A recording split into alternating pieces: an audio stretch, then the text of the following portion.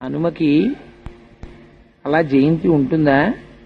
అలా పుట్టడం, అవతారం విడిచిపెట్టడం అలా ఉంటాయా అంటే, మిగిలినటువంటి అవతారములన్నీ ఒకెత్తు, స్వామి హనుమ యొక్క అవతారము యొక్క విశిష్టత ప్రత్యేకం. ఎందుకంటే ఆయన చిరంజీవి, ఆయన అప్పుడు ఇప్పుడు ఎప్పుడూ ఉంటారు.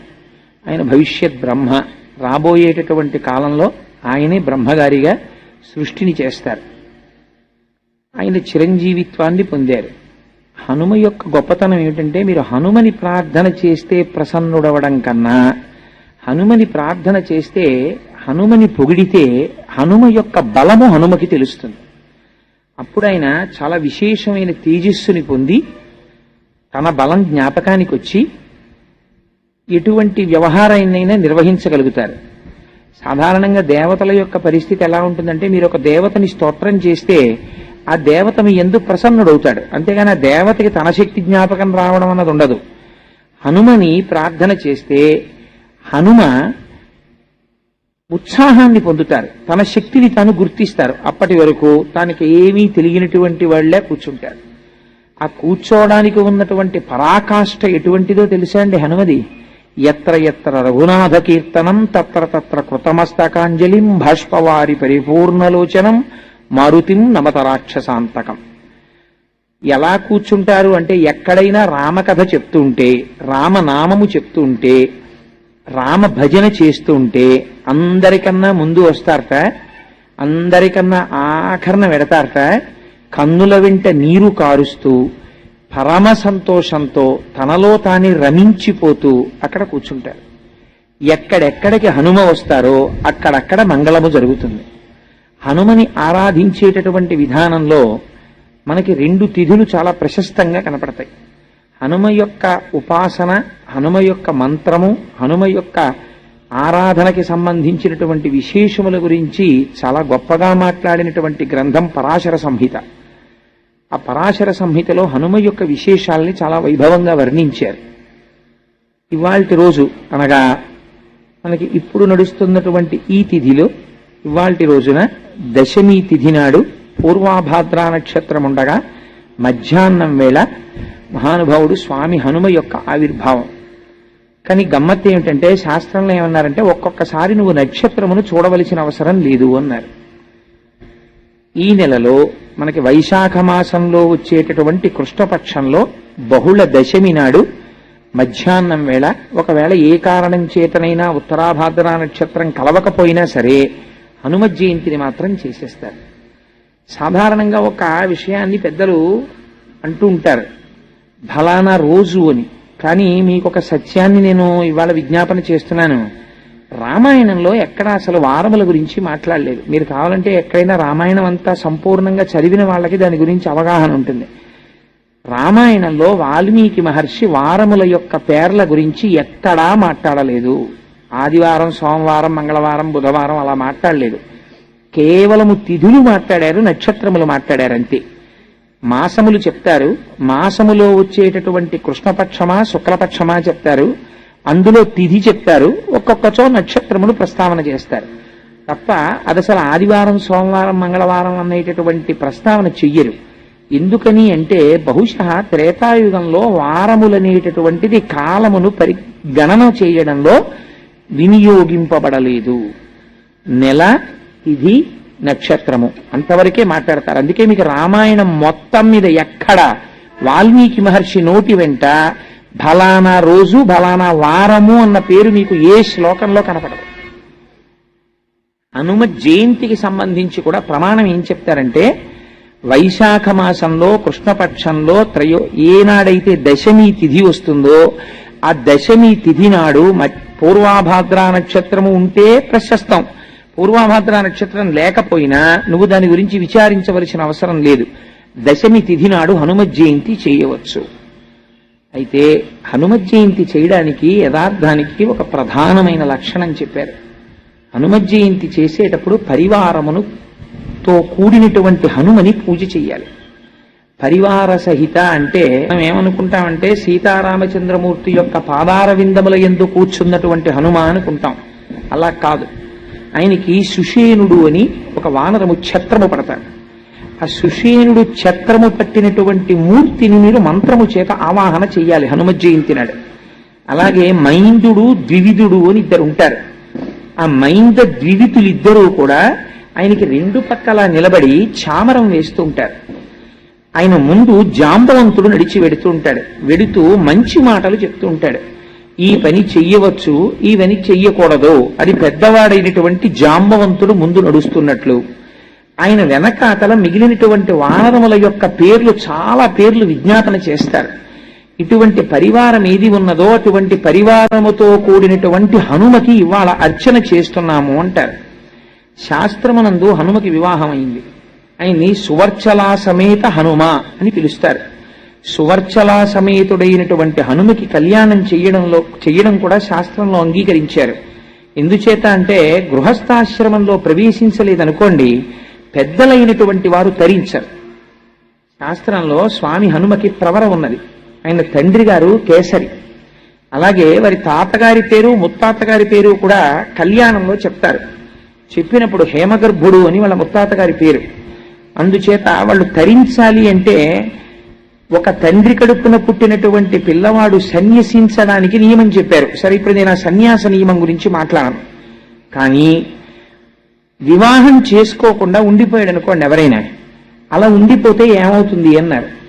ఒక తండ్రి కడుపున పుట్టినటువంటి పిల్లవాడు వివాహం చేసుకోకుండా ఉండిపోతే తల్లిదండ్రుల యొక్క శరీరములు పడిపోయిన తరువాత, అనగా వారు దేహమును చాలించిన తరువాత వారి శరీరాలని చెట్లకి తిప్పి కట్టేస్తారు. ఎందుచేత అంటే నువ్వు వివాహం చేసుకోనటువంటి సంస్కార భ్రష్టుడైన కుమారుణ్ణి కన్నావు కనుక అని. అందుకని పిల్లలు వివాహం చేసుకోకుండా ఉండకూడదు, వివాహం చేసుకుని తీరాలి. అలా చెయ్యడం తల్లిదండ్రుల యొక్క ప్రధానమైన బాధ్యత. నవవ్యాకరణ పండితుడు మహాబుద్ధిమంతుడైనటువంటి హనుమ వివాహం చేసుకోకుండా అతి సన్యాసము తీసుకోకుండా ఉండరు కదా.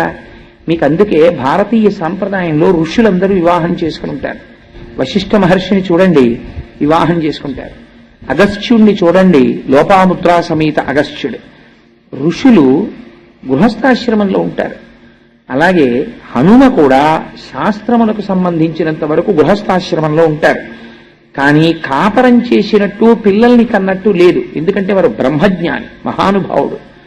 అందుచేత సువర్చల అనేటటువంటి స్త్రీని వివాహం చేసుకున్నారు. తర్వాత ఇద్దరూ కూడా యోగమును అనుసంధానం చేశారు. అందుకే ఇప్పటికీ కళ్యాణం చేస్తే సువర్చలా సమేత హనుమకి లేదా సువర్చలని హనుమకి ఇచ్చి కళ్యాణం చేసినటువంటి సందర్భం, కళ్యాణం చేసినటువంటి ఘట్టములు, కళ్యాణోత్సవములు శాస్త్రమునందున్నాయి. హనుమ జయంతి చేయడానికి పెద్దలు ఒక మార్గం చెప్తారు. పరివార సహితమైనటువంటి హనుమని ఆవాహన చెయ్యాలి. అసలు ఇంకా ఒక పచ్చి యథార్థం నేను మాట్లాడవలసి వస్తే, హనుమ జయంతి జీవితంలో ఒక్కలా నువ్వు చేసినట్టయితే నీ వంశమంతా తరించిపోతుందన్నారు. ఎలాగో తెలుసా అండి, హనుమ జయంతి చేసేటప్పుడు హనుమ జయంతి తిథి నాడు గృహస్థు భోజనం చెయ్యకుండా ఉండకూడదు. ఒక పూట భోజనం చేసి తీరాలి. యతి పురుషులు ఇవాల్టి రోజున భోజనం చెయ్యకూడదు, పూర్ణోపవాసం చెయ్యాలి. ఎవరు హనుమత్ జయంతి చేస్తున్నారో ఆ హనుమత్ జయంతి చేసేటటువంటి గృహస్థు యొక్క భార్య జీవితంలో ఒక్క హనుమత్ జయంతి నాడైనా సరే, గురువింద పీసులతో ఉపాసన అని ఒకటి ఉన్నది. అది కొంచెం క్లేశముతో కూడుకున్నది. నేను సభాముఖంగా దాన్ని ప్రస్తావన చేయను, ఎందుకంటే తెలిసి తెలియని వాళ్ళు ఎవరైనా అలాంటివి చేసే ప్రమాదం ఉంది కనుక.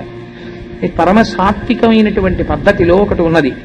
హనుమత్ జయంతి నాడు ఇవాళ భర్త గారి పూజ అంతా పూర్తయిపోయిన తర్వాత భార్య స్వచ్ఛమైనటువంటి ఆవు నీతిని తీసుకుని వచ్చి అప్పాలని సాయంకాలం వరకు వేయించాలి. అంటే ఏమన్నా అలా వేయిస్తే మాడిపోవా అని మీరు నన్ను అడుగుతారేమో.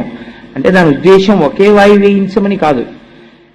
అప్పాలని సాయంకాలం వరకు ఎన్ని అప్పాలు చెయ్యగలిగితే అన్ని అప్పాలు. ఇప్పటికీ నాకు కొన్ని కుటుంబాలు తెలుసు, ఒకే గోత్రంతో ఉన్న కుటుంబాల్లో ఉన్నటువంటి తోడికోడళ్ళు అందరూ కలిసి హనుమత్ జయంతి చేస్తారు. ఎంత తేలిగ్గా చేసుకోవచ్చో తెలుసా అండి.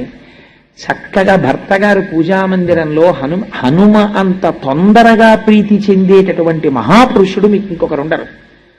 ఆయన అనుష్ఠానం చేసుకున్న తరువాత నీతిలో అప్పాలు చేసి సాయంకాలం సీతారామచంద్ర ప్రభువుకి హనుమకి హనుమ యొక్క పరివారమునకు మీరు మంత్రముతో వారికి స్వాగతము పలికి ఉపాసన చేసి నివేదన చేసి సీతారామచంద్ర ప్రభువు యందు అపారమైన భక్తి కలిగిన వాడు హనుమని ఉపాసన చేస్తున్నటువంటి వ్యక్తి హనుమ జయంతి నాడు మీకు తారసపడితే వారి ఇంటికి వెళ్ళేటటువంటి అంత చనువు మీకున్నా వారు మీ ఇంటికి వచ్చేటంతటి అనుగ్రహం వారికి మీ యందున్నా ఒక విషయము చేత మీ జన్మ పండుతుంది అన్నారు. దేని చేత? అటువంటి పరమభక్తుడైన వ్యక్తితో మీకు పరిచయం ఉంటే సూర్యాస్తమయం అయ్యే లోపల 5 ఆకులు కానీ 5 పళ్ళు కానీ 5 అప్పములు కానీ నీతితో చేసినవి పళ్ళెములో పెట్టి మీరు తీసుకెళ్లి వారికి ఇస్తే వారు కాని హనుమత్ జయంతి రోజున వాటిని తీసుకుని ఒక్క పండు ముక్క ఆయన నోటిలో వేసుకున్నాడా మీ జన్మ తరించిపోయినట్టే అన్నారు. ఎందుచేత అంటే హనుమత్ జయంతికి 5 అంకెతో అది పెద్ద నియమం. కానీ నేను ఎందుకు ఇవాళ ప్రస్తావన చేస్తున్నానంటే బహుశా మీరే అనుకుంటాను, మీరేనా నన్ను అడిగింది? హనుమత్ జయంతి గురించి హనుమద్ వ్రతం గురించి కొద్దిగా వివరణ చెయ్యండి. హనుమద్వైభవము అన్నాం కదా అని మీరు హనుమ గురించి మళ్ళీ సుందరకాండలోంచో రామాయణంలోంచో చెప్తారేమో. కూర్చోండి. ఒక మంచి ప్రశ్న వేశారు వారు. ఆ రోజు నేను అనుష్ఠానం చేసుకుంటూ ఉండగా వచ్చారు. వస్తే పాపం అయ్యో హనుమ గురించి వచ్చినటువంటి వ్యక్తిని నేను పూజామందిరంలో ఉండగా పంపించకూడదని, పీఠం నుంచి లేవకూడదని నా భార్య అయ్యా లోపలికి వెళ్ళి పూజామందిరంలోనే వాడికి ఆ శుభలేఖ ఇచ్చి వెళ్ళండి అంటే వారు మందిరంలోకి వచ్చి ఆ రోజున ఆ ప్రశ్న అడిగి వెళ్ళారు. నేను పీఠం మీద కూర్చుని ఉండగా తప్పకుండా అన్నాను కనుక దాని గురించి ప్రస్తావన చెయ్యాలి కనుక చేస్తున్నాను ఇవాళ. లేకపోతే నేను ఈ పూజల గురించి చెప్పడానికి నాకు కొంచెం భయం. ఎందుకంటే దాని గురించి ఇంకా అనుమానాలు చాలా ఎక్కువైపోతాయి. లేకపోతే మా ఇంటికి 5 రకాల పళ్ళు పట్టుకుని వచ్చేస్తారేమో. సూర్యాస్తమయం అయిపోయింది కాబట్టి ఇంకా భయం ఏం లేదు. అయినా నేనంత భక్తుడిని ఇంకా అననుకోలే. మీ అందరికన్నా నేనేమన్నా భక్తుడినా? అసలు యథార్థానికి నేను పట్టుకు రావాలి మీ అందరిళ్ళకి 5 పళ్ళు. అందుకని శాస్త్రం ఏం చెప్పిందంటే 5 పళ్ళు ఒకే జాతికి చెందినటువంటి 5 ఫలాల్ని ఇవాల్టి రోజున సీతారామచంద్ర ప్రభువు యొక్క పాదముల యందు అపారమైన భక్తి కలిగినటువంటి వాడు, హనుమని సేవించేటటువంటి వాడు, అటువంటి వారి ఇంటికి వెళ్ళగలిగిన చనువు నీకుంటే, ఎందుకనంటే ఇలాంటి పవిత్రమైన తిథుల యందు వారికి ఒక అధికారం ఉంటుంది. అందరితో మాట్లాడవలసిన అవసరం ఏమి ఉండదు. అనుష్ఠానం చేసుకుంటారు, లేకపోతే ఏదో చదువుకుంటారు కాబట్టి వాళ్ళు మాట్లాడడం కుదరదండి. నైమిత్తిక తిథులు అంటారు వీటిని. నిత్యము నైమిత్తికము అని 2 ఉంటాయి. నిత్యము సంధ్యావందనం ప్రతిరోజు చేస్తాడు. నైమిత్తికము అంటే ప్రత్యేక తిథులు. వీటి యందు కొన్ని ప్రత్యేకమైన పనులు ఉంటాయి. అవి చేస్తే జన్మ తరిస్తుంది. అవి సులభ మార్గములు. అందుచేత వారు తీసుకోవాలని ఏం లేదు. కానీ మీకు అటువంటి చనువు ఉందనుకోండి, చనువు ఉండి మీరు ఇస్తే వారు పుచ్చుకున్నారనుకోండి, పుచ్చుకుని ఆయన ముక్క నోట్లో వేసుకున్నారనుకోండి, మీ జన్మ తరించిపోయినట్టే. ఎందుకని అంటే అది సాక్షాత్తు హనుమ యొక్క స్వీకారమే. వారు తీసుకున్నట్టే లెక్కని చెప్పింది పరాశర సంహిత. నేనేం నా సొంతంగా ఏదో అభూత కల్పనలు చేసి చెప్తున్నాను అనుకోకండి మహాప్రభో. వేదికల మీద నేనటువంటి అబద్ధాలు ఆడను. అంటే దిగిపోయాక చెప్తావా అనకండి. ఎప్పుడూ చెప్పను. ఎప్పుడైనా ప్రారంభం తప్పి చెప్పవలసి వస్తే ఈశ్వరుడును మన్నించుగాక. సరే, అందుచేత 5 అంకె మీద పండు, 5 అంకె మీద ఆకు, 5 అంకె మీద నీతి అప్పములు. కనీసం వచ్చేసారి మీకు ఎవరైనా చక్కగా ఆలయంలో అర్చన చేసేటటువంటి వారు, అటువంటి వాళ్ళు సీతారామచంద్రమూర్తిని నమ్ముకున్న భక్తులకు ఇవ్వండి. ఇస్తే మీరు తరిస్తారు. హనుమత్ జయంతి నాడు ఒక ప్రధాన నియమం ఉంది. మీరు వచ్చే సంవత్సరం మీ దేవాలయంలో హనుమత్ జయంతి చేసేటప్పుడు బాగా జ్ఞాపకం పెట్టుకోండి. హనుమ ఆవాహన ఎక్కడ తొందరగా జరుగుతుందో తెలుసా అండి? అరటి చెట్లు మీరు బాగా కట్టి అరటి గెలలు వంగి ఉండేటట్టుగా అలంకారం చేసి అప్పుడు హనుమత్ జయంతి చెయ్యాలి. నేను ఇవాళ మీరు అడిగారు కాబట్టి ఒక పరమ సత్యం చెప్పేస్తున్నాను. హనుమ తొందరగా ప్రసన్నులైపోవాలంటే ఎక్కడ చేయమని చెప్పిందో తెలుసా అండి పరాశర సంహిత? అరటి తోటలోకి వెళ్ళి హనుమ యంత్రం కానీ, హనుమ బొమ్మ కానీ, హనుమ అని రాసి కానీ మీరు అక్కడ పెట్టి, మీరు కానీ ఆ రోజున ఉపాసన చేశారా అరటి తోటలో, ప్రత్యక్షమైనటువంటి స్వరూపంతో స్వామి వచ్చి తీసుకుని తీరుతారన్న భయం ఇచ్చింది సంహిత. అన్నిటికన్నా ఆయన తొందరగా ప్రీతి దేనివల్ల పొందుతారో తెలుసా అండి? అరటి పండుగ. కదలి పూజ అని ప్రత్యేకమైనటువంటి పూజ ఆయనకి. కేవలం అలంకారంతో ఆయన తృప్తి పడిపోతారు. అరటి గెలలిలా దిగేటట్టుగా అలంకారం చేసి, అరటి చెట్లు కట్టి, అరిటాకులేసి, స్వామి చుట్టూ కూడా లేత అరిటాకులు పరిచి మీరు ఆయనకి బాగా ముగ్గిన అరటిపళ్ళు తీసుకొచ్చి అక్కడ పెట్టారనుకోండి, ఏదో ఒక రూపంతో, మీకు ఈ కంటికి కనపడిన రూపంతో రాకపోవచ్చు, మీరు గుర్తు పట్టలేరు, కానీ ఏదో ఒక రూపంతో ఆయన వచ్చి తీసుకుని వెళ్ళి తీరుతారు. నా జీవితంలోనే దృష్టాంతాలున్నాయి. మనమే ఆశ్చర్యపోతాం, ఎలా వచ్చారా అని మీకే అర్థం కాదు. నేను మొన్న ఆఫీసులో ఉండగా నాతో మొన్న ఒక ఆయన వచ్చి ప్రస్తావన చేశాడు, అయ్యా ఏమిటో తెలియదు కానండి, నాకు రామాయణం వింటే ఒళ్ళు పులకరిస్తోంది ఈ మధ్య. రామాయణం పెట్టగానే కోతులు వస్తున్నాయి మా ఇంటికి, నేను ఏమైనా చేయవలసి ఉంటుందా అని మా ఆఫీస్కి వచ్చాడు. పాపం, నీ ఎందు హనుమ అనుగ్రహం కలిగిందయా, రామాయణం ఇలా ప్లే నొక్కగానే వానరములు వస్తున్నాయి అంటే హనుమ అనేక రూపములతో వస్తారు. అందులో ప్రఖ్యాతమైన రూపము వానర రూపము ఒకటి అని పరాశర సంహిత చెప్పింది. అందుచేత తొందరగా ప్రసన్నుడై వస్తే స్వామి వానర రూపంలో వస్తారు. అందుచేత అరిటాకులతో, అరటి చెట్లతో, అరటి గెలలతో ఆలయమునకు అలంకారం చెయ్యాలి. లేదా హనుమత్ జయంతిని మీరు ఎక్కడ మందిరంలో చేస్తున్నారో అక్కడ అలంకారం చెయ్యాలి. చేసి అరటి పండ్లు తప్పకుండా నివేదన చెయ్యాలి. చేస్తే పరమప్రసన్నుడవుతాడు స్వామి. ఇది హనుమత్ జయంతి అంటారు. ఈ హనుమత్ జయంతి నాడు తప్పకుండా స్వామి హనుమ ఉన్నటువంటి దేవాలయంలో దర్శనం చేసుకోవాలి. హనుమ గురించి తప్పకుండా 4 మాటలు వినాలి. అయితే ఎవరు వినగలరు అన్నారు, ఎవరికి హనుమ యొక్క అనుగ్రహం కలగాలని హనుమ భావిస్తున్నారో వారు మాత్రమే వింటారు. అందరికీ అదృష్టం లభిస్తుందా? ఎవరికి ఆయన అనుగ్రహం కలుగుతుందో వారు మాత్రమే వింటారు. అందరూ వినడం అన్నది ఆయన అనుగ్రహం మీద ఆధారపడి ఉంటుంది. సరే, అందుచేత రెండవది మళ్ళీ తత్తుల్యమైనటువంటి రోజు వేరొకటి ఉన్నది, అది హనుమద్వ్రతము అని చేస్తారు. ఇది వైశాఖ మాసంలో వచ్చేటటువంటి బహుళ దశమి మధ్యాహ్నం స్వామి యొక్క ఆవిర్భావము కనుక హనుమత్ జయంతి. హనుమద్ వ్రతం ఎప్పుడు వస్తుంది అంటే మార్గశీర్ష మాసంలో శుక్లపక్షంలో వచ్చేటటువంటి త్రయోదశి నాడు హనుమద్ వ్రతం చేస్తారు. హనుమద్ వ్రతం ఎందుకు చేస్తారు? సత్యనారాయణ స్వామి వారి వ్రతం చేసినట్టు హనుమద్ వ్రతమునకు కూడా కల్పం ఏదైనా ఉందా? కల్పము అంటారు. బాగా జ్ఞాపకం పెట్టుకోండి మీరు ఆ మాట. మీరు ఎప్పుడైనా ఒక కల్పము ఉన్నదనుకోండి, కల్పము ఉంటే అది వైదికము అని గుర్తు. మీకు ఎక్కడో ఆ పద్ధతిని ఋషులు నిర్దేశించారు. ఆ ఋషులు నిర్దేశించిన పద్ధతిలో జరిగిన దానిని కల్పము అంటారు. సత్యనారాయణ స్వామి వారి వ్రతం చేస్తున్నారు అనుకోండి, కల్పోక్త ప్రకారేణ అంటారంటే కల్పము ఎలా చెప్పిందో అలా చెయ్యాలి. దానికి ఒక పద్ధతిని ఋషులు నిర్ణయించి పెట్టారనమాట. అంటే మీకు అది ఖచ్చితంగా ఫలితాన్ని ఇచ్చేస్తుంది. హనుమద్ వ్రతమునకు కూడా కల్పము ఉన్నది. ఆ కల్పము ప్రకారము చెయ్యాలి. అయితే హనుమద్వ్రతము ఎక్కడ చెయ్యాలి అన్నారు. అసలు యథార్థమునకు హనుమద్వ్రతం ఎక్కడ చెయ్యాలో తెలుసా అండి? పంపానది తీరమునందు కూర్చుని మాత్రమే హనుమద్వ్రతమును చెయ్యాలి. వేరొక చోట ఎక్కడ కూర్చుని కూడా హనుమద్వ్రతమును చెయ్యరాదు. మరి ఏమండి, ఆ రోజున హనుమద్వ్రతానికి మార్గశీర్ష మాసంలో శుద్ధ త్రయోదశి నాడు మేమందరం పంపానది తీరానికి వెళ్ళిపోయి చెయ్యమా వ్రతం అంటే శాస్త్రము దానికి ఒక మినహాయింపు ఇచ్చింది.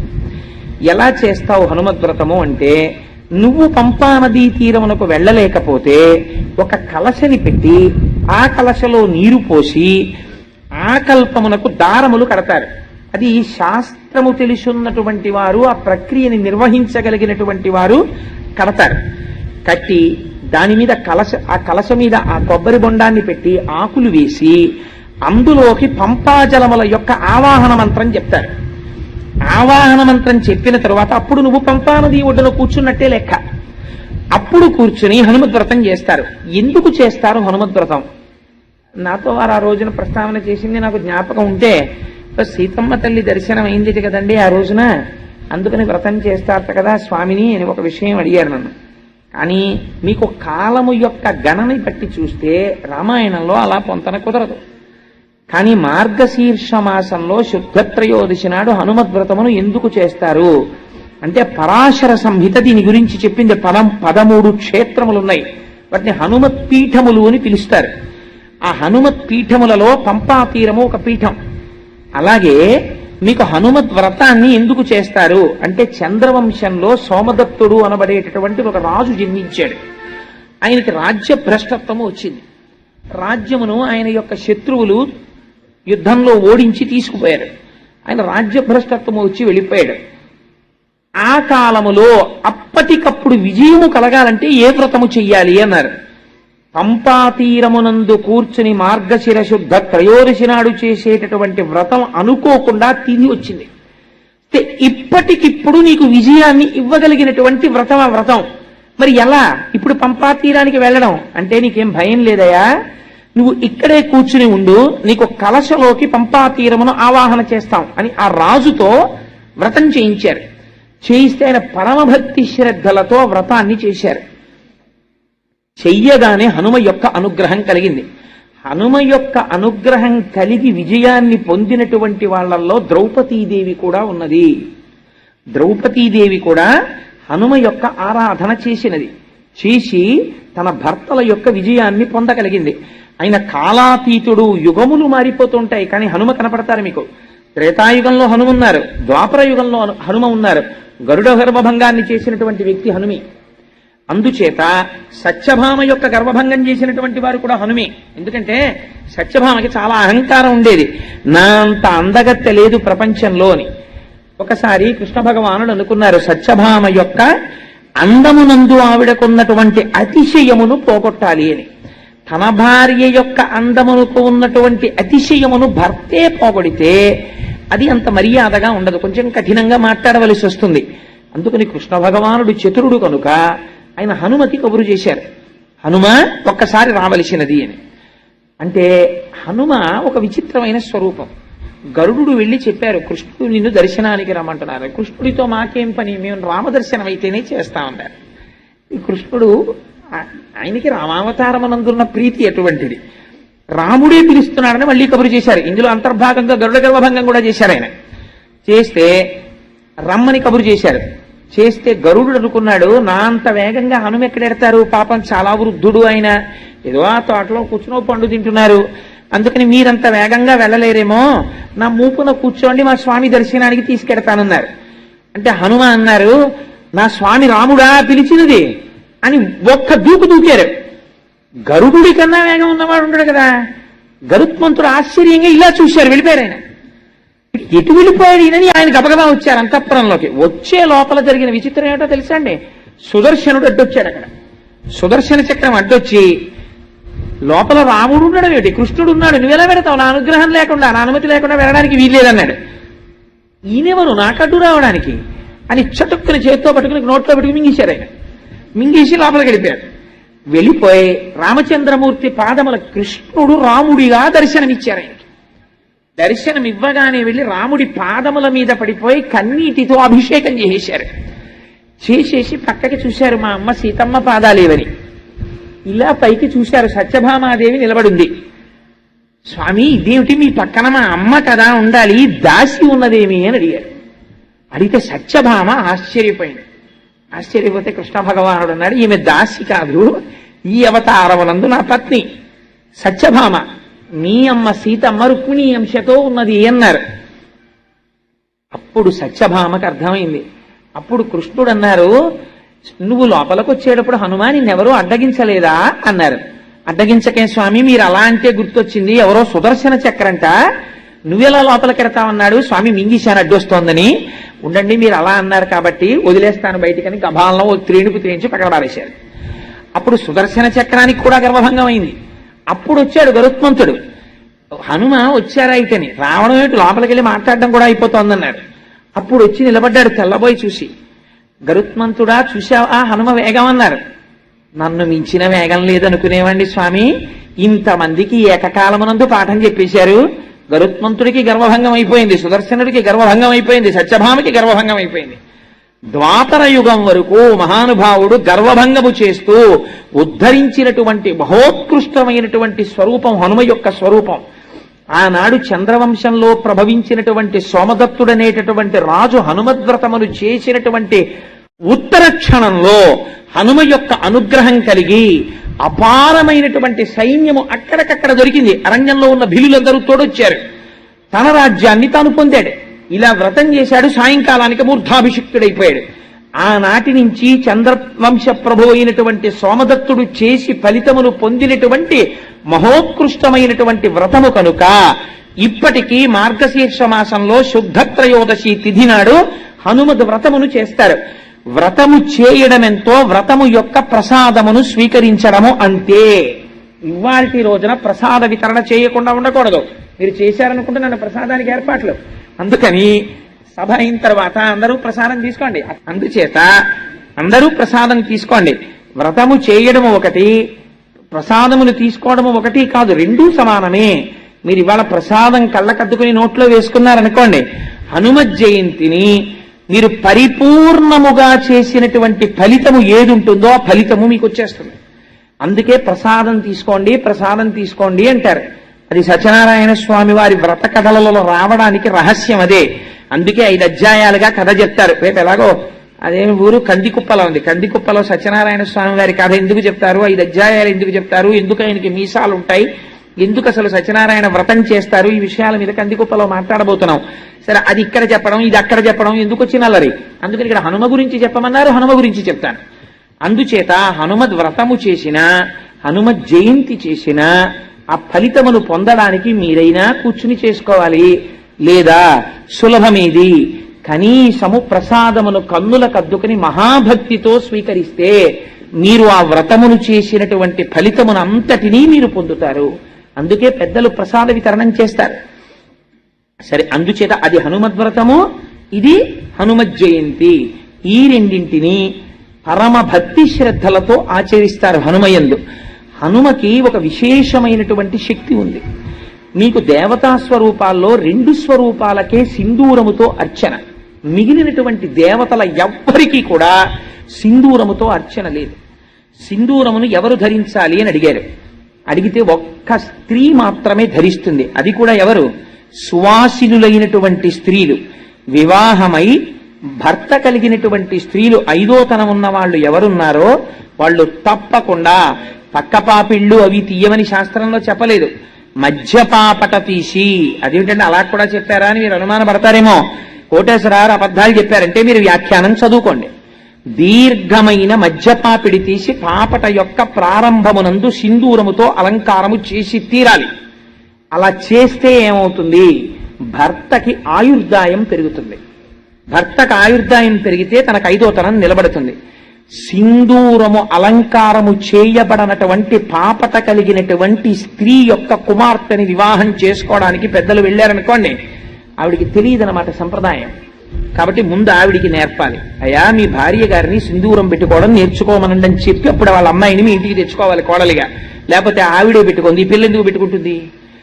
ఆయనేమో రేపు పొద్దున నీ కొడుకు తాళి కట్టబోతున్నాడు, మాంగళ్యం తంతునానేనా మమ జీవన హేతునా అంటున్నాడు. నా జీవితమునకు హేతువు కంటే పద్మామి శుభగేతం జీవ శరదాంశతం. నా జీవితమునకు హేతువు నీ కంఠమునందు కడుతున్నానంటున్నాడు. ఆ సూత్రం ఎంతకాలం ఉంటుందో అంతకాలం ఆయన ఉన్నాడని గుర్తు. ఈ సూత్రం ఉంటుంది అని నమ్మకమేమి? స్నానము చెయ్యగానే ముందు సింధూరం తీసుకుని పాపటలో పెట్టుకుంటారు. కాబట్టి ఎవరి యందు సింధూరము అలంకారము? స్త్రీ, సువాసిని స్త్రీ యందు పాపట యందు అలంకారం. దేవతా స్వరూపాల్లో మీకు ఇంకా ఏ దేవతకి కూడా సింధూరార్చన లేదు. ఇద్దరికే చేస్తారు సింధూరంతో అలంకారం. ఎవరికో తెలుసా అండి? మొట్టమొదటి వారు గణపతి, ఆయనకి చేస్తారు.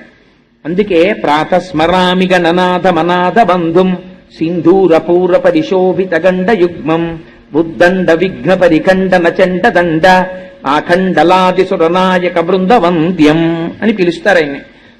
సింధూరం తీసుకెళ్లి అసలు వినాయక చవితి నాడు సింధూరార్చన చెయ్యకుండా విఘ్నేశ్వర పూజ చేయడం భ్రష్టత్వం. అలా చేయకూడదు. తప్పకుండా సింధూరం దగ్గర పెట్టుకుని గణపతి యొక్క గండస్థలమునకు రాయాలి. రాస్తే ఆయన పరమ ప్రసన్నుడవుతాడు. 2వ వారు ఎవరో తెలుసా అండి? హనుమ. హనుమైతే ఎంత సింధూరం రాసుకుంటారో తెలుసా? ఒంటికి తైలం రాసుకుని తైలం మీద సింధూరం రాసేసుకుంటాడు. ఎందుకు ఆయనకి అంత ఇష్టం సింధూరం అని అడిగారు. ఆయనకి ఇష్టం కాదుట. ఒకనాడు సీతమ్మ తల్లి స్నానం చేసి పాపట సింధూరం పెట్టుకుంటోంది. పెట్టుకుంటుంటే స్వామి హనుమకి ఎప్పుడు ఆ సీతారాముల దగ్గర తల్లిదండ్రులు ఆయన హనుమద్ రామాయణము అని ఆయన రామాయణం రాసుకున్నారు. మనకి వాల్మీకి రామాయణంలో వానరోహం మహాభాగే రాము అని అదేంటి ఆ ఉంగరం తీసుకొచ్చానమ్మా అన్నటువంటి శ్లోకం ఉంటుంది. వానరోహం మహాభాగే దూతో రామస్య ధీమత రామనామాంకితం చేదం పశ్యదే వ్యంగుళీయకం ప్రత్యయార్థం తవానీతం తేన దత్తం మహాత్మన సమాస్విషి భద్రం తే క్షీణ దుఃఖ పలాహ్యసి అని ఉంగరవిస్తారు. హనుమ రాసుకున్నారు రామాయణం, హనుమద్ రామాయణం అంటారు దాన్ని. హనుమ రాసుకున్న రామాయణంలో ఏమని రాశారో తెలుసా అండి? సువర్ణం సువర్ణం సువర్ణం సువర్ణస్య అంగుళీయకం అని రాశారు. 3 మాటలు ఇది బంగారము బంగారము బంగారము అని చెప్పి నేను అమ్మకిచ్చానని రాసుకున్నారు. అలా ఎందుకు చెప్పాను అన్నదానికి వ్యాఖ్యానం చేశారు తర్వాత పెద్దలు. ఎందుకు అలా 3 మాటలు బంగారము బంగారము బంగారం అన్నారు హనుమ అన్నదానికి. సరే, అందుచేత హనుమద్ రామాయణంలో ఒక మాట రాశారు. సీతమ్మ తల్లిని మొట్టమొదటిసారి నేను దర్శనము చేసినప్పుడు అమ్మ నన్ను చూసినప్పుడు ఆ చూపు ఎట్లా ఉందో తెలుసా? చాలా సంవత్సరములు తల్లిని విడిచిపెట్టి కొడుకు ఏ దూరదేశములకో ఉద్యోగరీత్యానో విద్యార్జన రీత్యానో వెళ్ళిపోతే ఆ కుమారుడు మళ్ళీ తిరిగి వచ్చినప్పుడు మీరు పిల్లవాడి వంక కాదు చూడవలసింది, అమ్మ వంక చూడాలి. అమ్మ ఆ కొడుకు వంక చూసుకుంటున్నప్పుడు చూసేటటువంటి చూపులలో ఎటువంటి ఆర్ద్రత ఉంటుందో, ఇన్నాళ్లకి తిరిగి వచ్చిన కొడుకుని చూసుకున్నటువంటి అమ్మ ఎంత సంతోషంగా చూస్తుందో అంత సంతోషంగా నన్ను సీతమ్మ చూసినది అన్నారు. ఇది గుర్తుకొచ్చి నా గురించి చెప్తున్నావా అనుకున్నారులా ఉంది. స్వామి ఒకసారి చూడడానికి ఇడిదిరిగారులా ఉంది. అందుకని హనుమద్ రామాయణంలో స్వామి హనుమ అలా రాసుకున్నారు, సీతమ్మని తల్లి తనని చూడడం. అందుకని జగజ్జనని యొక్క చూపులు తనవేపు చూసేటట్టుగా చూడబడిన మహాత్ముడు స్వామి అంటే. అటువంటి హనుమ, ఆ హనుమ గురించి ఎక్కడ చెప్పుకుంటే అక్కడ పరమ ప్రసన్నుడవుతారు. ఇలాంటి రోజున ఒక నియమం ఉంటుంది. ఏమిటో తెలుసా అండి? హనుమకి యథార్థమనకు నైమిత్తికము అంటారు ఇవాళ తిథిని.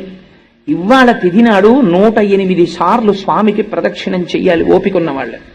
108 ప్రదక్షిణాలు చేసేటప్పుడు కూడా ఒక నియమం ఉంది. 108 ప్రదక్షిణాలు చేస్తూ మధ్యలో ఎవరో కనపడితే పినిగారు బాగున్నారా అంటూ నడవడం అలా చేయకూడదు. ఎవరు కనపడినా ఒక నమస్కారం. అసలు యథార్థమనకు దేవాలయంలో నమస్కారం వేరొకరికి చెయ్యకూడదు. ఆయన ఎంత ప్రాజ్ఞుడు అనివ్వండి, చెయ్యకూడదు దేవాలయంలో. దేవాలయంలో ఎవరున్నారో ప్రధానమూర్తి వారికే నమస్కారం. ఒకవేళ వేరొకరు చేసినా వీరేమంటారంటే దేవాలయంలో ఎదురుగుండా ఎవరున్నారో వారికి హనుమత్ పరబ్రహ్మార్పణమస్తు అంటారు తప్ప తాను ఆశీర్వచనం చెయ్యడు. చెయ్యకుండా ఇది దేవతకు చెందుగాక అని పంపించేస్తాడు.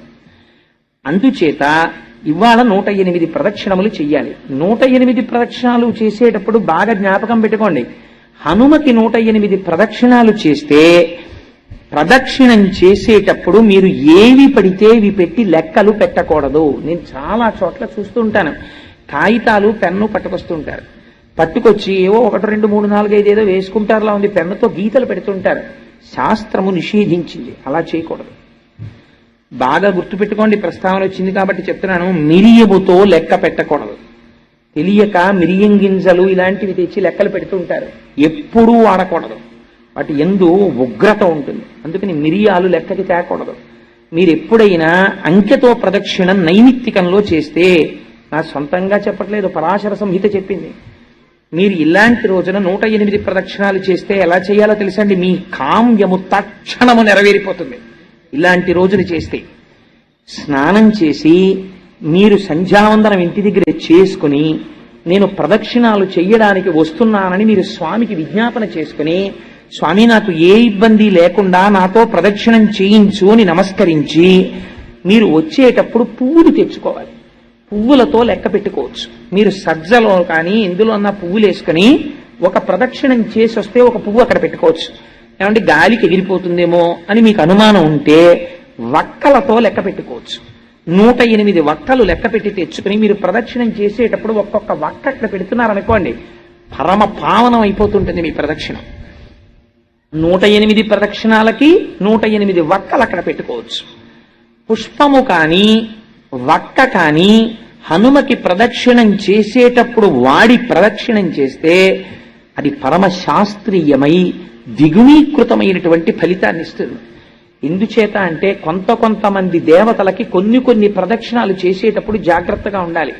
శివాలయాల్లో 108 ప్రదక్షిణాలు చేయక్కర్లేదు. అసలు చండ ప్రదక్షిణం అని ఉంది. మీరు చండ ప్రదక్షిణం చేస్తే 108 ప్రదక్షిణాలు చేసేసినట్టే. తెలియక శివాలయంలో 108 ప్రదక్షిణాలు చేసేస్తుంటారు. నేను చేయడం తప్పనంటలేదు. పుస్తకాలు పట్టుకెళ్ళడం, పెన్నులు పట్టుకెళ్ళడం, కాగితాలు పట్టుకెళ్ళడం, బెడ్డలు పట్టుకెళ్ళడం, మిరియాలు పట్టుకెళ్ళడం, ఏవి పడితే అవి పట్టుకెళ్ళి ప్రదక్షిణాలు చెయ్యకూడదు.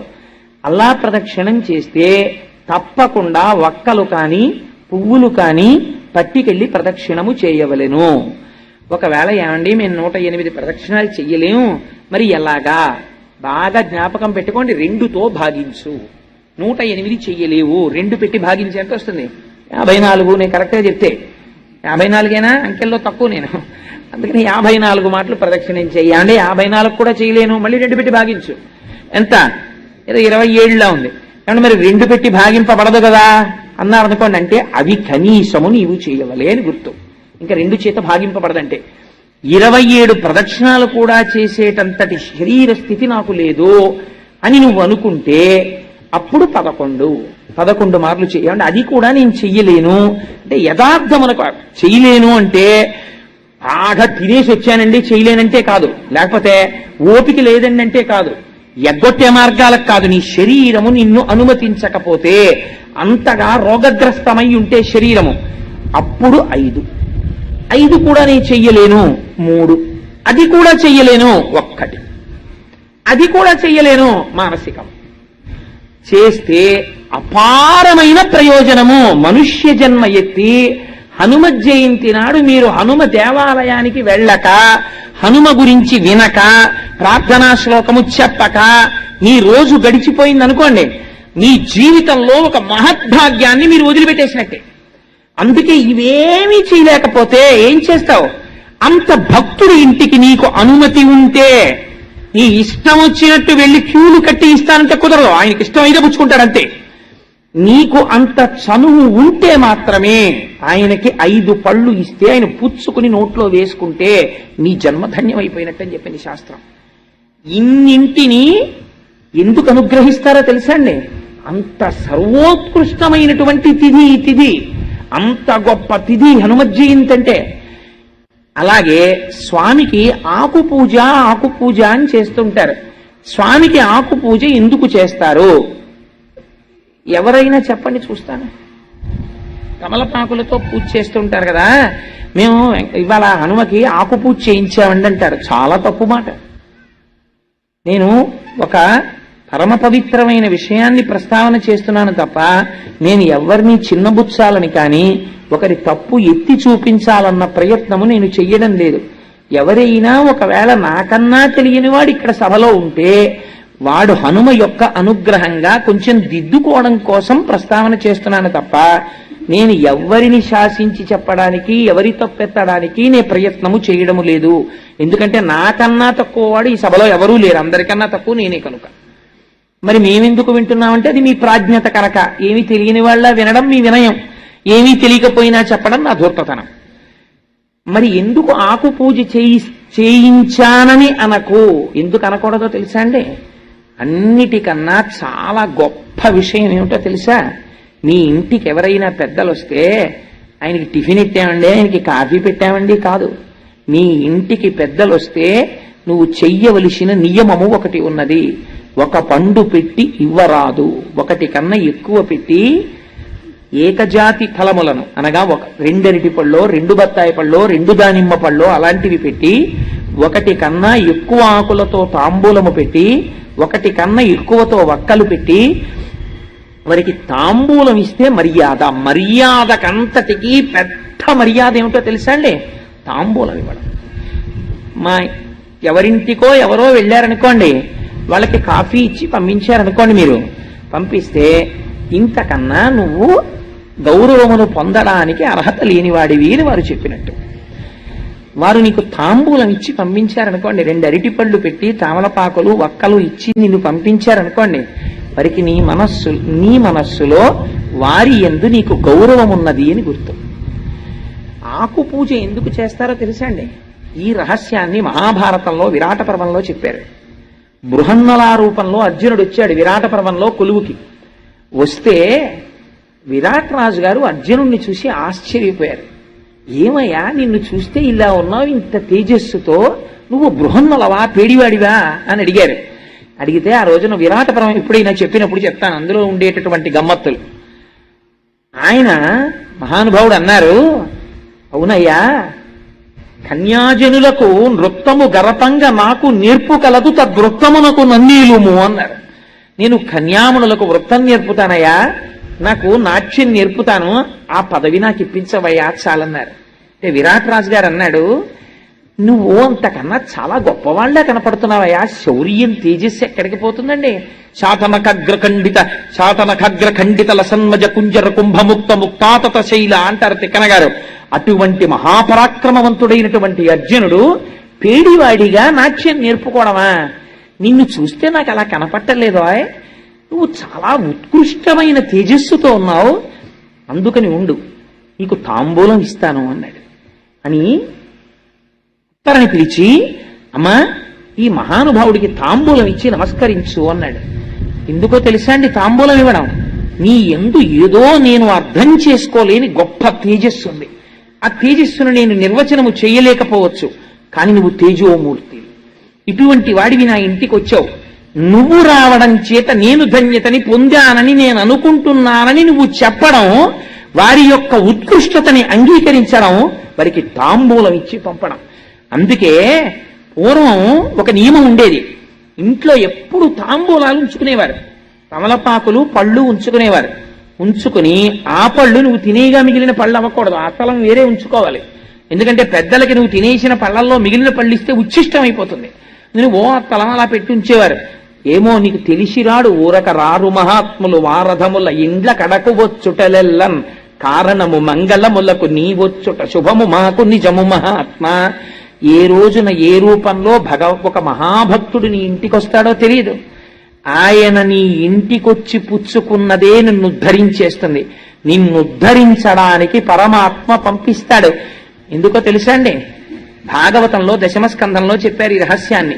గర్గుడొస్తే ఇంటికి మహానుభావుడు నందురు ఎదురెళ్ళి చెప్పాడు, ఊరక రారు మహాత్ములు, వాడేం కోరుకుని రాడు, వాడిని ఎందుకు పంపించాలో ఈశ్వరుడికి తెలుసు. ఏ రోజు పంపించాలో కూడా ఈశ్వరుడికి తెలుసు. ఆ రోజు పంపుతాడు. ఊరక రారు మహాత్ములు వారధముల ఇండ్ల కడకు వచ్చుటలెల్లన్ కారణము మంగళములకు మీరొచ్చుట శుభము మాకు నిజము మహాత్మ అన్నాడు. నేర్పింది మనకి శాస్త్రం. అందుకని విరాట్ రాజు గారు తాంబూలం ఇప్పించాడు. కమలపాకుతో పూజ హనుమకి ఎందుకు చేస్తారో తెలుసండి? మహాధీరుడైన వాడెవరైనా ఉంటే, బ్రహ్మజ్ఞాని మహాభక్తుడైన వాడైతే మీరు తాంబూలం ఇస్తారు. ఆయన మహావీరుడు. హనుమ కన్నా వీరుడు ప్రపంచంలో ఉండడు. ఎందుకని అంటే హనుమకి అసలు ఆయుధం లేదు, ఆయనకి రూపాలున్నాయి. ఒక్కొక్కసారి దాసాంజనేయుడుగా ఉంటాడు, అప్పుడు పరమభక్తితో ఇలా ఉంటాడు. ఒక్కొక్కసారి ఉగ్రాంజనేయుడిగా ఉంటాడు. మీరు అటువంటి ఫోటోలు ఎప్పుడైనా చూశారో లేదో, చూస్తే భయం వేస్తుంది. అసలు వాలమునకు తోకతో ఇలా నిప్పు పట్టుకుని నిలబడతారు. అసలు అటువంటి మూర్తిని పెట్టుకోవడం కూడా చాలా కష్టం. ఉగ్రాంజనేయుడుగా ఉంటాడు. ఒక్కొక్కసారి పంచముఖ ఆంజనేయుడుగా ఉంటాడు. అదేమిటంటే ఆంజనేయుడికి అలా శిరస్సులు ఉంటాయా అని మీరు తెల్లబోతారు. అసలు ఇప్పుడు నేను ఆ స్వరూపాల గురించి చెప్తే అదో 9 రోజుల ప్రసంగం, అందుకని నేను వాటి జోలికి వెళ్ళను, కేవలం ప్రస్తావన మాత్రం చేస్తానంతే. అందుకని పంచముఖ ఆంజనేయుడు అని ఉంటారు, అది ఒక స్వరూపం. ఇవన్నీ ఎవరు? బ్రహ్మవిద్ బ్రహ్మైవ భవతి, ఆయన పరబ్రహ్మ స్వరూపమై ఉన్నాడు. అటువంటి స్వరూపమునకు ధీరః అని పిలుస్తారు. అటువంటి ధీరుడు కనుక అందుకే సుందరకాండ ప్రారంభం చేస్తే ధీరస్సలిల కల్పేషు విచచార యథాసుఖం అని మొదలుపెట్టారు మహర్షి. మహాధీరుడు, ధీమంతుడు, ధీహి అన్న పదాన్ని ప్రయోగించారంటే గొప్ప బుద్ధిశాలి, బ్రహ్మజ్ఞాని. అటువంటి వాడికి మీరు ఒకటి బాగా జ్ఞాపకం పెట్టుకోండి, చాలా మేధా సంపత్తి ఉన్నవాడు కొన్ని కాలముల యందు పిరికివాడై ఉంటాడు. ఆయనకి చాలా బలం ఉంటుంది, చాలా మంత్రములు వచ్చు, చాలా విషయాలు తెలుసు, కానీ పిరికివాడు. నాకెందుకు ఎదురు గొడవ అంటాడు. బ్రాహ్మణుడికి పిరికితనం ఉండాలంది శాస్త్రం. ఎందుకో తెలుసా అండి? బ్రాహ్మణ పిరికిరా, పంతులు గారి పిరికాడంటాడు.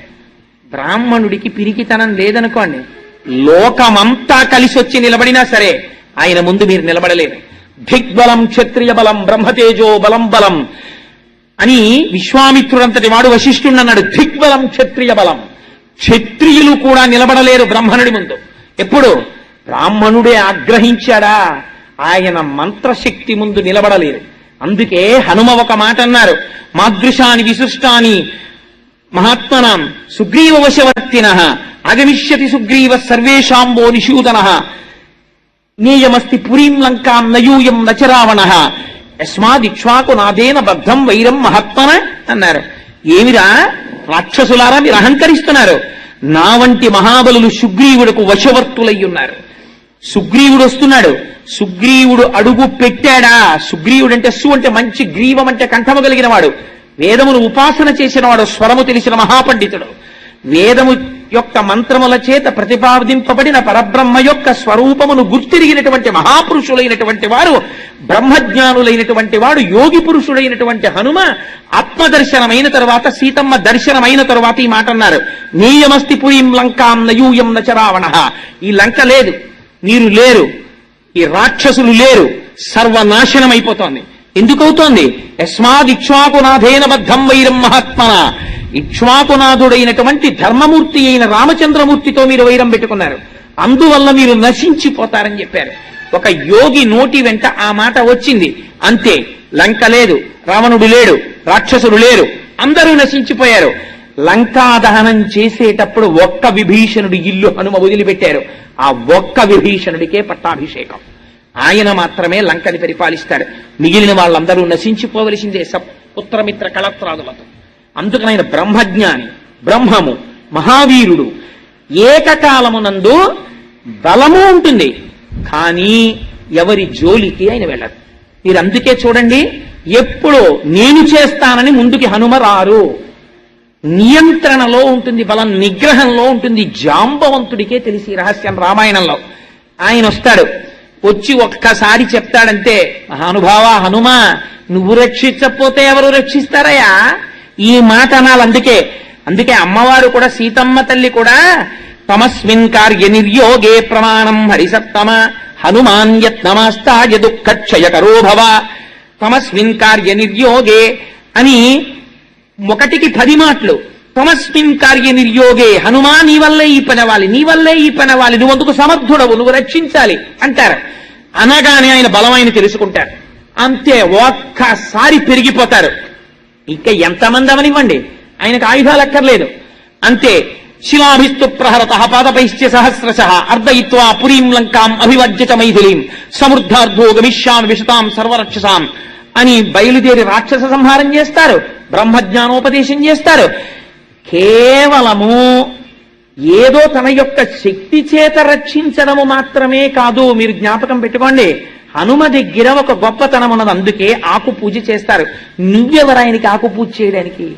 అందుకే వాక్యమును సరిదిద్దుకోవాలి. ఈనాడు హనుమ నా చేత ఆకు పూజ స్వీకరించి నన్ను ధన్యుణ్ణి చేశారనాలి.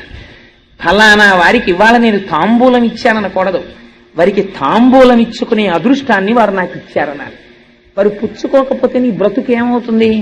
నువ్వు ఇవ్వలేవు కదా. వారు పుచ్చుకున్నారు, వారు పుచ్చుకోవడం నీ జన్మకు అదృష్టం. అయ్యా ఇవాళ నైమిత్తిక తిథి మేము స్వీకరించామన్నారనుకోండి, వారు నువ్వేమిస్తావు? నువ్వు ఇవ్వలేవు. వారు అనుగ్రహం ప్రసరించిందనుకో, నిన్ను ధరించాలని వారు అనుకున్నారనుకో, నువ్వు ఇచ్చిన తాంబూలం వారు స్వీకరించవచ్చు. స్వీకరించి ఇవాళ వారు ఆశీర్వచనం చేశారనుకో, అది నీ యందు నిలబడిపోతుంది.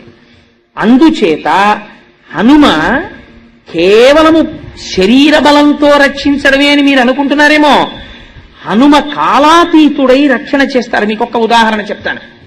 సముద్రమునకు సేతువుని బంధిస్తున్నారు. ఆ సేతు నిర్మాణం జరుగుతోంది. ఏవో చెట్లు తెస్తున్నారు, రాళ్లు తెస్తున్నారు, కొండలు తెస్తున్నారు, అన్నీ తెస్తున్నారు. హనుమ ఏ కొండ దగ్గరికి, ఏ రాయి దగ్గరికి వెళ్లి దాన్ని కదిపితే అది పులకరించిపోయేదట. అమ్మాయి చాలు, హనుమ వచ్చి నన్ను ముట్టుకున్నారని. ఇప్పుడు ఏమైంది? ఒక బ్రహ్మజ్ఞాని యొక్క స్పర్శ తగిలింది. రాతిలో ఉన్నటువంటి రాతితనం పోతుంది. అది గమ్మత్తు. పోయి ఒక్కొక్క నాడు ఒక్కొక్క వస్తువు గమ్మత్తుగా పనికొస్తుంది. అందుకే మీకు రాతిని ఉపాసన ఎక్కడ చేస్తారో తెలుసండి?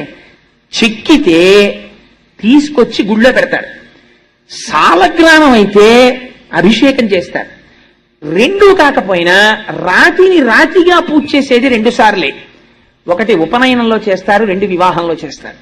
ఎప్పుడు చేశారండి అని మీకు అనుమానం రావచ్చు. సన్నికల్లు తొక్కింది అంటారు. రాయి దగ్గరికి తీసుకెళ్లి కొత్త కోడల్ని తొక్కమంటారు. ఒకసారి శంకరాచార్యులు వారు చెప్పి పొడిచారు సౌందర్యలహరిలో, మా గొప్పవాళ్ళు ఏవయా పరమశివుడు, ఇంత సౌందర్యవతి మా అమ్మని వివాహం చేసుకుని తీసుకెళ్లి సన్ని కళ్ళు తొక్కించాడా, మా అమ్మ కాలు నొప్పెట్టదు, గొప్పవాడేలే, భలేవాడికి ఇచ్చాం మా అమ్మని తీసుకెళ్ళని. అంటే ఆయన భక్తి అటువంటిది. అందుకని ఆడపిల్లని తీసుకెళ్లి సన్ని కళ్ళు తొక్కించారంటారు మంత్రంతో. ఎందుకు తొక్కిస్తారో తెలుసా అండి? ఇప్పుడు మనకి ఎందుకు తొక్కించారో మనకి తెలియదు, ఎందుకు తొక్కామో మనకి తెలియదు, తొక్కించిన వాడికి ఎందుకు తొక్కించాడో తెలియకపోతే ఇంకంతకన్నా అదృష్టం ఇంకోట్లేదు.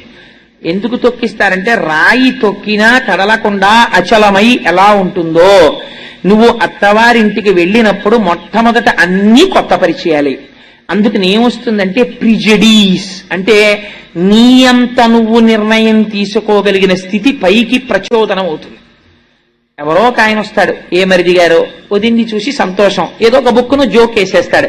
వదిన పట్ల అలా జోక్ వేయకూడదని అతనికి తెలియదు, కానీ నువ్వు వెంటనే ఒక నిర్ణయానికి వచ్చేసావనుకో, రాత్రి ఆయనకి పాలపోంగు. ఆయన దగ్గరికి వెళ్ళి మీ తమ్ముడు ఎలా అన్నాడో తెలుసా, నా మనసు చిన్నబుచ్చుకుంది అన్నావనుకో, అన్నదమ్ముల అనుబంధం అది జీవితాంతం ఉండవలసిన అనుబంధం.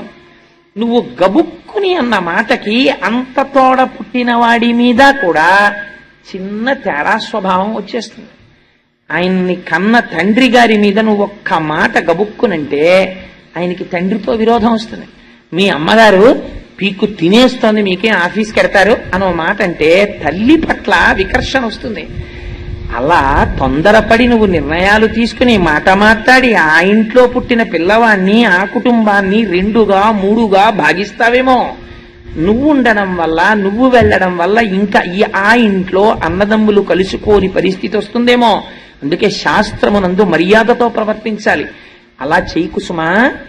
రాయి ఎంత కఠినముగా తొక్కినా కదలక లేకుండా ఉంటుందో అలా తొందరపడి నిర్ణయాలు రాకుండా నీ మనస్సు అంత జాగ్రత్తగా ఉండుగాక. ఎందుకని? కోడలే ఆ ఇంటి వైభవాన్ని నిర్ణయిస్తుంది అని మంత్రము చేత మనస్సుకి ఆ శక్తినివ్వడానికి సన్నికళ్ళు తొక్కిస్తారు.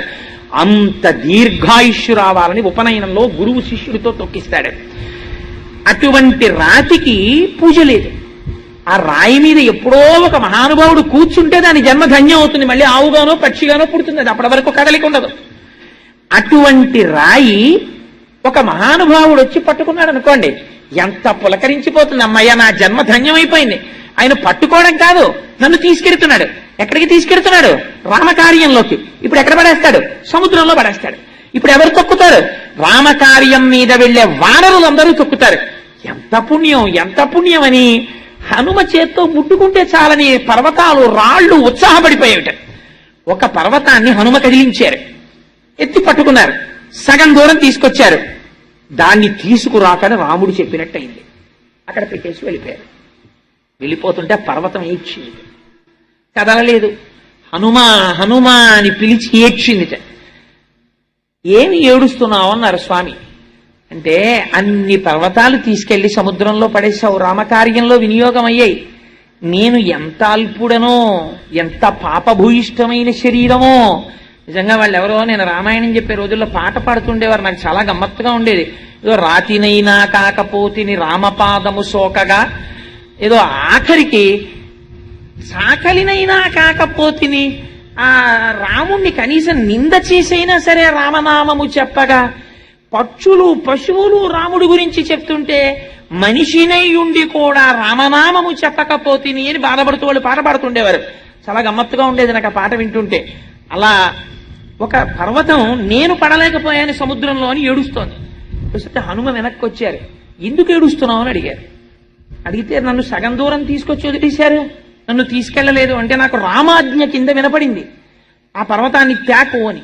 అందుకుని ఏడవకుని కనుక్కొస్తాను, నన్ను ఎందుకు తేవద్దన్నారో స్వామి అని రామచంద్రమూర్తి వెళ్ళి నాకేమిటో మీ ఆజ్ఞలా వినపడింది, ఆ పర్వతాన్ని మధ్యలో వదిలేశాను, యథార్థమునకు మీ ఆజ్ఞ ఉన్నదా, తీసుకురావద్దు అని అడిగారు. అడిగితే స్వామి అన్నారు, అవును, ఆ పర్వతమునకు ఒక మహోత్కృష్టమైన స్థితి ఉంది. కేవలము ఈ పుణ్యం కాదు, ఇంతకన్నా గొప్ప పుణ్యంతో నాకు బిరుదునామాన్నిచ్చేటటువంటి స్థితికి ఆ కొండ ఒక రోజున వస్తుంది. ఎప్పుడో తెలుసా? వచ్చే అవతారంలో నేను కృష్ణమూర్తిగా వస్తాను. ఆ కొండని 7 రోజులు నా చిటికిని వీలు మీద ఎత్తి పట్టుకుంటాను. అప్పుడు నన్ను గోవిందుడని పిలుస్తారు. ఆనాడు ఆ పర్వతానికి నేను పూజ చేయిస్తాను. ఇదిగో ఈ పర్వతానికి పూజ చెయ్యండి అని చేయిస్తాను. అందుకని ఆ పర్వతం చాలా పుణ్యమైంది. దాన్ని కేవలం సముద్రంలోనైనా పడేయడం, హనుమా అందుకని తేవద్దన్నాను. నువ్వు పట్టుకోవడం వల్ల ఇప్పుడు ఆ పర్వతానికి మరింత పుణ్యం వచ్చేసింది. ఎవరు చెప్పుకున్నా గోవిందా గోవిందా గోవిందా అని ఆ రోజున గోవర్ధన పర్వతాన్ని స్వామి పైకెత్తాడని చెప్పుకుంటారు. అంత గొప్పతనం ఆ పర్వతానికి వచ్చిందన్నారు. హనుమ ముట్టుకుంటే, హనుమ స్పృశిస్తే, హనుమతో మాట్లాడితే చాలు ఉద్ధరింపబడ్డాయి. మీరు అందుకే రామాయణాన్ని ఆ కోణంలో పరిశీలన చెయ్యాలి. అందుకే మీరు చూడండి, హనుమతో సంఘం ఉందనుకోండి మీకు. సుగ్రీవుడు హనుమని నమ్ముకున్నాడు. ఒక్కొక్కసారి హనుమ ఎలా మాట్లాడేవారో తెలుసా? సుగ్రీవుణ్ణి తలకాయ తీసేసుకోవాలి సుగ్రీవుడు. రామలక్ష్మణులు నడిచి వచ్చేస్తున్నారు కిష్కింధకాండలో. చూశాడు సుగ్రీవుడు, అంతే భయపడి పారిపోతున్నాడు. ఎందుకలా పారిపోతున్నావు అన్నారు హనుమ. వాళ్ళని చూస్తే చూడు ఎలా ఉన్నారో, చాలా తేజోవంతులుగా ఉన్నారు, నన్ను చంపడానికి మా అన్న పంపించి ఉంటాడు, అందుకని పారిపోతున్నానన్నారు. అంటే హనుమ అడిగారు, ఏ పొద్దున్న రాజ్య పరిపాలన చెయ్యవలసినటువంటి ప్రభువుకు ఉండవలసిన లక్షణం ఏదైనా ఉందా నీలో? ఇంత పిరికితనమా? వచ్చిన వారెవరో తెలుసుకోకుండానే పరుగులు పెడుతుంటావా? ఏమిటి దైన్య బుద్ధి? సిగ్గుగా లేదు నీకని అడిగారు. అడిగితే సుగ్రీవుడు అన్నాడు, అయితే నువ్వు వెళ్ళి కనుక్కొస్తావా వాళ్ళు ఎవరో అన్నాడు. అని మళ్ళీ ఎంత అనుమానం అంటే, నువ్వు హనుమగా వెడితే నాకు భయం, వేషం మార్చుకుని వెళ్ళన్నాడు. తన ప్రభువుకి నమ్మకం కల్పించడం కోసమని తాను పరివ్రాజకుడిగా మారి రామలక్ష్మణుల దగ్గరికి వెళ్ళారు. వెళ్ళి ఇలా చూడగానే వీళ్ళ దగ్గర దొంగ వేషాలతో మాట్లాడక్కర్లేదని మళ్ళీ వానరం అయిపోయారు. అయిపోయి మాట్లాడి తన ప్రభువు దగ్గరికి వచ్చినప్పుడు, నువ్వు అలా వెళ్ళి మాట్లాడేసావు, వాళ్ళు గుర్తుపట్టేసి అలా ఉంటారని మళ్ళీ పారిపోతాడేమోనని మళ్ళీ పరివ్రాజకుడిగా వచ్చారు. ఏమి బుద్ధిమతాం వరిష్టం అండి! ఆయనతో సంఘం ఉంటే చాలు బ్రతికించేస్తారు. రామలక్ష్మణుల్ని తీసుకెళ్లి సుగ్రీవుడికి స్నేహం చేయించారు, అంతే సుగ్రీవుడికి పట్టాభిషేకం అయిపోయింది. అప్పటి వరకు తాను ఏ భార్యని విడిచిపెట్టి ఉన్నాడో ఆ రుమతో మళ్ళీ తిరిగి జీవించేటటువంటి అదృష్టాన్ని పొందాడు. పోయిన పట్టాభిషేకం మళ్ళీ తిరిగి కలిగింది, రాజ్యం వచ్చింది, అధికారం వచ్చింది, పోగొట్టుకున్న భార్యని తిరిగి పొందాడు. ఎవరి వల్ల? ఒక్క హనుమ పక్కన సచివుడిగా ఉండడం వల్ల. అంగదుడితో కలిసి దక్షిణ దిక్కుకు వెళ్ళారు. వెడితే అంగదుడు అనరాని మాటలన్నీ అన్నాడు సుగ్రీవుణ్ణి. నాకేం యవరాజ్య పట్టాభిషేకం కావాలని చేశాడనుకుంటున్నావా? అంత ప్రీతి నా మీద ఏం లేదు, మా నాన్నని చంపేశాడు, నేనంటే చాలా కోపం, రాముడు నాకు యవరాజ్య పట్టాభిషేకం చెయ్యమన్నాడు కాబట్టి చేశాడు, ఎప్పుడు అవకాశం దొరుకుతుందా చంపేద్దామని చూస్తున్నాడు. ఇప్పుడు నెల రోజులు టైం అయిపోయింది కదా, వెనక్కెడితే నన్ను చంపేస్తాడు, మా పిన తండ్రి సంగతి నీకేం తెలుసు, నేను రాను ప్రాయోపవేశం చేస్తానన్నాడు. నిజంగా మాట్లాడడం అంటే ఏమిటో మీరు హనుమ దగ్గర తెలుసుకోవాలి. ఆయన అన్నారు, ఏమిటో విర్రడివి ప్రాయోపవేశం చేస్తానంటే, వీళ్ళందరూ నీ వెనకాల వస్తున్నారని ప్రాయోపవేశం చేస్తానంటున్నావు, వీళ్ళందరూ నీతో ప్రాయోపవేశం చెయ్యరు. వీళ్ళకి 3 రోజులో 4 రోజులో అయిపోయిన తర్వాత మళ్ళీ భార్య బిడ్డలు గుర్తొస్తారు. చంపితే చంపేళ్ళవా, అక్కడికి పోయి వాళ్ళని ఒకసారి మొహం చూపించి అక్కడే చచ్చిపోతాం, ఎందుకు వాళ్ళకు ఉన్నామో లేమో తెలియకుండా ఇక్కడ పడుండి ఎందుకు వచ్చిన జీవితం అని వెళ్ళిపోతారు. అప్పుడు ఒక్కడే మిగిలిపోతావు. చీమ చిటుక్కుమంటే భయం, రామలక్ష్మణులు బాణం వేసేశారేమో అని. ఈ పర్వత గుహని డొల్ల చేసేస్తాయి లక్ష్మణ బాణాలు. నువ్వు ఎక్కడ దాక్కున్నా విడిచిపెట్టడం. నువ్వు శరణాగతి చేశావా వదిలిపెట్టేస్తాడు. అందుకని రామలక్ష్మణుల యొక్క బాణముల ధాటి నుంచి తప్పుకుందామని అనుకోకు అంగదా, వెనక్కి రా, కార్యం మీద బయలుదేరు, నా మాట విను, సముద్ర లంఘనం చేద్దాం బయలుదేరమని తీసుకెళ్లారు. హనుమతో సంబంధం, హనుమ మాటలు, హనుమ స్తోత్రం మిమ్మల్ని ఉద్ధరించేస్తాయి. మీకు ఇవాళ ఇంత పరమ పవిత్రమైనటువంటి రోజు కాబట్టి మీకు ఒక యథార్థమైన విషయం జ్ఞప్తి చేస్తాను. ఇది పరాశర సంహితాంతర్గతం. ఎప్పుడైనా మీకు ఒంట్లో బాగుండలేదు, మీకంత పెద్ద అనారోగ్యం మీ ఒంట్లో ఉందన్న సంగతే మీకు తెలియదు అనుకోండి. అలా తెలియని పరిస్థితుల్లో అనుకోకుండా ఎప్పుడో హాస్పిటల్కి వెళ్తే డాక్టర్ గారు చూసి, అమ్మో మీలో చాలా తేడా ఉందండి, మీకు తెలియట్లేదు కానీ ఓసారి ఫలానా టెస్ట్ చేయించండి అని ఏదో టెస్ట్ చేసి, అయ్యా మీకు తెలియదు కానీ మీ జీవితంలో చాలా ప్రమాదకరమైన వ్యాధి లోపల పొంచి ఉన్నది అంటే, అలాంటప్పుడు ఏం చెయ్యాలి అని అడిగితే ఏం చెప్పారో తెలుసా పెద్దలు? అలాంటి వాళ్ళు మండలం రోజులు దీక్షగా హనుమ చుట్టూ వక్కలతో కాని పువ్వులతో కాని ప్రదక్షిణం చేసి, ఆ ప్రదక్షిణం చేసేటప్పుడు ఒక ప్రత్యేకమైనటువంటి మంత్రం ఉంది. ఆంజనేయం మహావీరం అని స్వామిని పిలవాలి.